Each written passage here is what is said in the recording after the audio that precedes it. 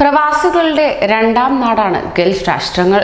ജീവിതം കരക്കടുപ്പിക്കാൻ കടൽ താണ്ടി പ്രവാസികൾ ഓർക്കണം, പലപ്പോഴും നിങ്ങളെ സ്വന്തം പൗരന്മാരെ പോലെ കരുതുന്ന ആ അധികാരികളെ നിങ്ങൾ പറ്റിക്കുകയായിരുന്നു. കേരളത്തെയും അതുപോലെ തന്നെ പ്രവാസികളെയും ഒരേ രീതിയിൽ ഞെട്ടലിലാഴ്ത്തിയ സ്വർണ്ണക്കടത്ത് കേസിൽ ഒരുപക്ഷെ ആ ഹൃദയവും വേദനിച്ചിട്ടുണ്ടാകും. പറഞ്ഞു വന്നത് കളിച്ചു കളിച്ച് ഗുരുക്കളുടെ നെഞ്ചത്ത് എന്നൊരു ചൊല്ലുണ്ട്. അത് തന്നെ ഏതാണ്ട് അതുപോലെ ആയിട്ടുണ്ട് ഇപ്പോഴത്തെ സ്വർണ്ണക്കടത്ത് വിവാദങ്ങളുടെ പോക്ക്.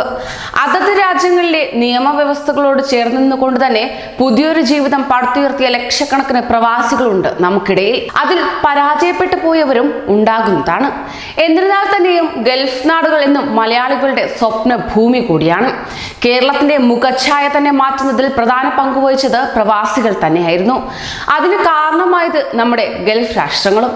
എന്നാൽ അതിൽ എടുത്തു പറയേണ്ടത് UAE ആണ്. പ്രവാസികളെ സ്വന്തം പൗരന്മാരെ പോലെ സ്നേഹിക്കുന്നതിലും കരുതുന്നതിലും ഒരു കളങ്കവും തന്നെ വരുത്തിയിട്ടില്ല. അത്തരമൊരു സാഹചര്യത്തിൽ ഇത്തരത്തിൽ ഉയർന്ന വാദങ്ങൾ കീറാമുട്ടിയാവുകയാണ്. എന്നാൽ തന്നെയും സ്വർണം കടത്തുന്നതും കുഴൽപ്പണ ഇടപാട് നടത്തുന്നതുമെല്ലാം ഇന്നോ ഇന്നലെയോ തുടങ്ങിയ കാര്യവുമല്ല. സമയവും സന്ദർഭവും നോക്കി എല്ലാ ഗൾഫ് രാജ്യങ്ങളിൽ നിന്നും ഇത്തരത്തിൽ പണവും പൊന്നും ഇന്ത്യയിലേക്ക് ധാരാളം ഒഴുകിയിട്ടുണ്ട്. ചെറിയ കടത്തിന് കാരിയർമാരെ ഉപയോഗിച്ചും പുത്തൻ വിദ്യകൾ പ്രയോഗിച്ചുമെല്ലാം സ്വർണം കടത്തി കരുത്തരായ എത്രയോ പേരുണ്ട് എന്നത് അറിയാക്കഥയല്ല. അതേസമയം കേരളത്തിലേക്ക് വർഷങ്ങളായി ഒട്ടേറെ തവണ സ്വർണ്ണക്കടത്ത് ഉണ്ടായിട്ടുമുണ്ട്. ഇത്തരത്തിൽ എങ്ങനെയെങ്കിലും നാടണയാൻ മോഹിക്കുന്ന പാവങ്ങൾക്ക് ടിക്കറ്റും പാരിതോഷികവും നൽകി സ്വർണം കൊടുത്തയക്കുന്ന സംഘങ്ങൾ ധാരാളമുണ്ട്. ഇതിന് ആളെ പിടിക്കാനുള്ള വലിയ അധോലോക ശൃംഖല ഗൾഫിലും നാട്ടിലും ഒരുപോലെ പ്രവർത്തിച്ചു വരികയാണ്. ആര് തരുന്നു, ആർക്കാണ് നൽകുന്നത് എന്നൊന്നും ഇത് കൊണ്ടുപോകുന്നവർ അറിയാറുമില്ല.